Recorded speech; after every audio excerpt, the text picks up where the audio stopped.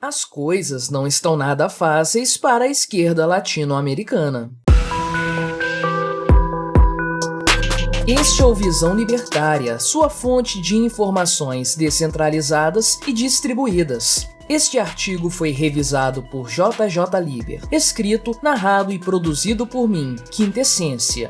A vitória de Pedro Castillo nas eleições presidenciais do Peru em 2021 foi de certa forma surpreendente. Castillo, com sua caricata figura ornada com um poncho e um grande chapéu bastante característico, era o que poderíamos chamar de outsider da esquerda. Nunca tendo concorrido a nenhum cargo político de grande relevância, o professor e sindicalista, sim, sempre eles, se aventurou na disputa pelo maior cargo do poder executivo peruano, concorrendo pelo Peru Libre, um partido de extrema esquerda, obtendo uma inesperada vitória no segundo turno das eleições contra Keiko Fujimori. Naturalmente, a esquerda latino-americana ficou empolvorosa com o resultado das eleições peruanas. Somada à eleição de Alberto Fernandes em 2019, à eleição de Gabriel Boric no Chile e à eleição fajuta de Daniel Ortega na Nicarágua, ambas em 2021, a vitória de Pedro Castillo no Peru pareceu representar um renascimento da esquerda no subcontinente. Não é de se estranhar, inclusive, que a esquerda brasileira, especialmente o PT de Lula, tenha se empolgado com essa onda socialista que parece varrer a América Latina, talvez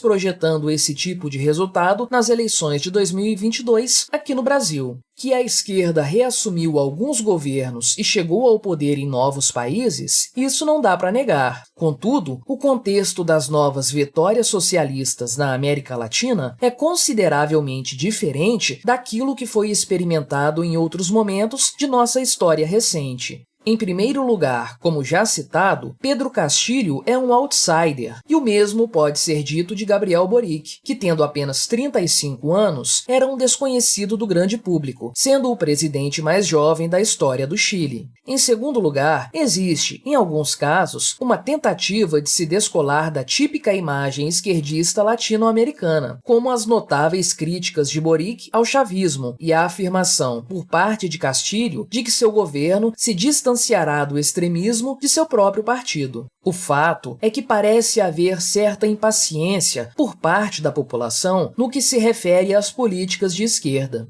Decorridos poucos meses da surpreendente eleição de Castillo no Peru, seu governo já enfrenta uma série de crises, tanto em relação ao povo peruano quanto em relação à sua própria base política. Não se pode negar que o Peru é um país extremamente instável no sentido político. Afinal, o país teve 4 presidentes no espaço de 4 anos, antes destas últimas eleições. Contudo, a fragilidade do governo Castillo é evidente e pode nos demonstrar como não apenas o socialismo no Peru, mas também em toda a América Latina, anda na corda bamba. Pedro Castillo já está no centro de um escândalo de corrupção envolvendo grandes empresários do país, algo que já deu ao presidente o status de investigado pela Procuradoria-Geral da República do Peru. Castillo estaria tendo encontros escusos com empresários na chamada Casa de Breña, um imóvel pertencente ao empresário do ramo de laboratórios Alejandro Sánchez, nos quais tratativas nada republicanas envolvendo o presidente e empresários amigos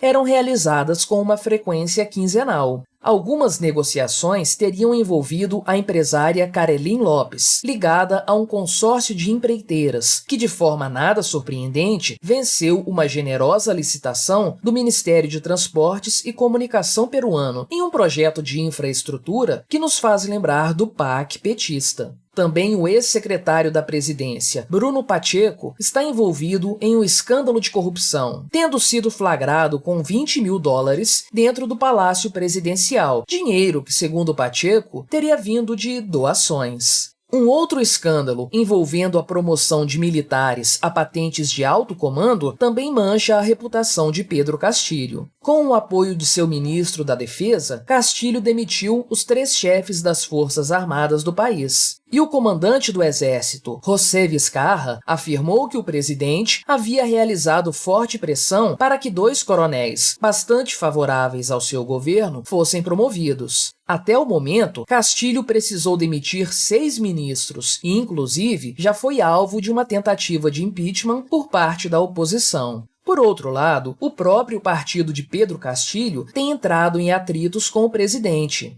O Perú Libre é uma legenda de extrema esquerda, de pensamento marxista-leninista, ou seja, é o suprassumo da obsolescência intelectual esquerdista. Castilho se filiou ao partido apenas em 2020. Não se pode, portanto, afirmar sequer se ele compactua das ideias mais extremistas da legenda. E como é de praxe acontecer nesses casos, o simples fato de Pedro Castilho não abraçar por inteiro toda a agenda marxista do Perú Libre foi suficiente para que parlamentares do partido o acusassem de estar dando um giro à direita. Chega a ser curioso perceber a semelhança do governo Castilho com algumas práticas dos governos petistas aqui no Brasil, entre 2003 e 2017. Tal como tem acontecido com o presidente peruano, os primeiros meses do governo Lula viram uma debandada de sua base histórica de apoio. Pode-se dizer que o petista realizou uma verdadeira purga em seu partido, até 2005.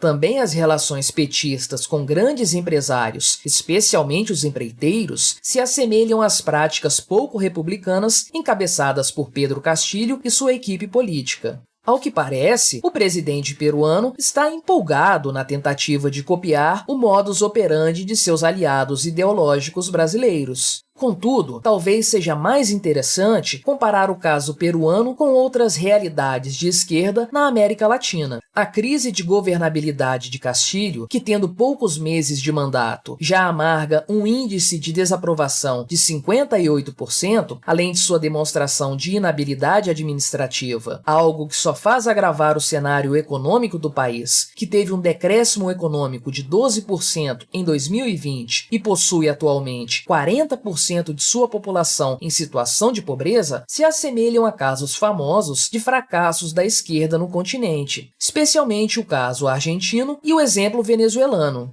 Eleito para suceder Maurício Macri, político de centro-esquerda, Alberto Fernandes era uma promessa de reerguimento da esquerda na Argentina e, por consequência, em toda a América Latina. A realidade, porém, foi decepcionante, embora não surpreendente. Com uma das maiores inflações do mundo e altas taxas de pobreza, Fernandes é desaprovado por 2/3 da população argentina, e sua situação se mostra cada vez menos sustentável, mesmo em sua base política de apoio. Numa velocidade impressionante, o governo de Alberto Fernandes está se desestruturando a olhos vistos. Já o caso da Venezuela é mais notável e conhecido, mas não menos relevante para a esquerda latino-americana. Nicolás Maduro, o ditador supostamente eleito do país, é o responsável pela maior taxa de inflação do mundo, e seu país viu a população padecer de fome e fugir para países vizinhos. A situação venezuelana é tão gritante que diversos grupos de esquerda do subcontinente procuram se distanciar do modelo chavista, chegando mesmo a criticá-lo como o fracasso retumbante que ele é.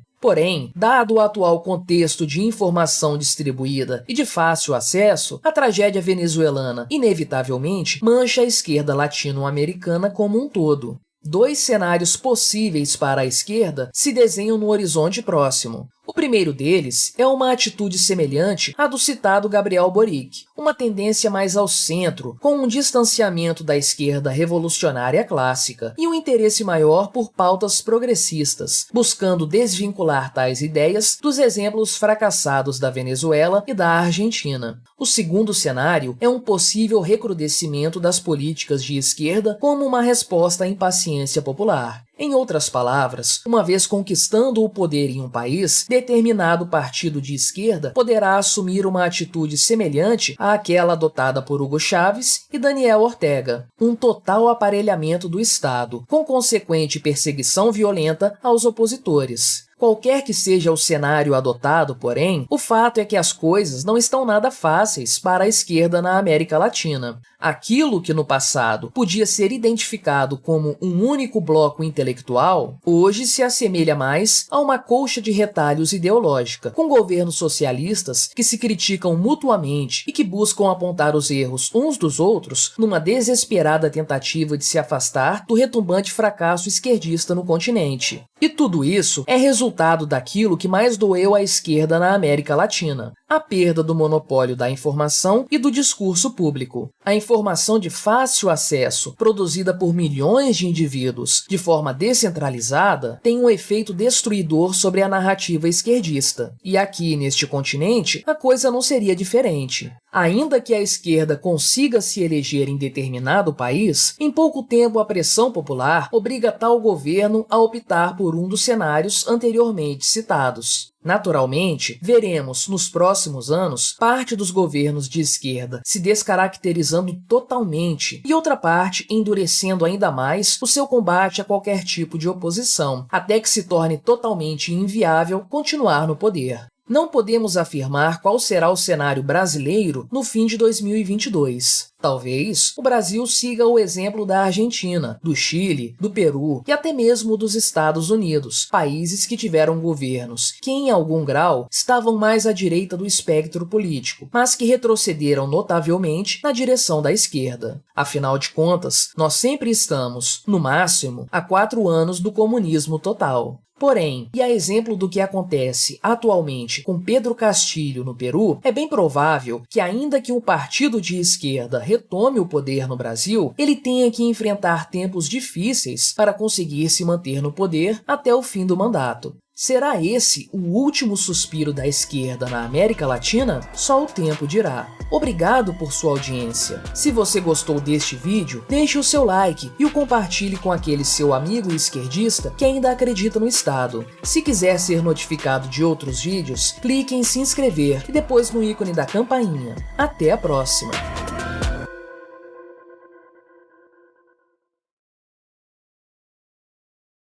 Se quiser ter acesso antecipado a estes vídeos, clique aí embaixo no botão Seja Membro. Assim, você também estará colaborando com a causa da liberdade.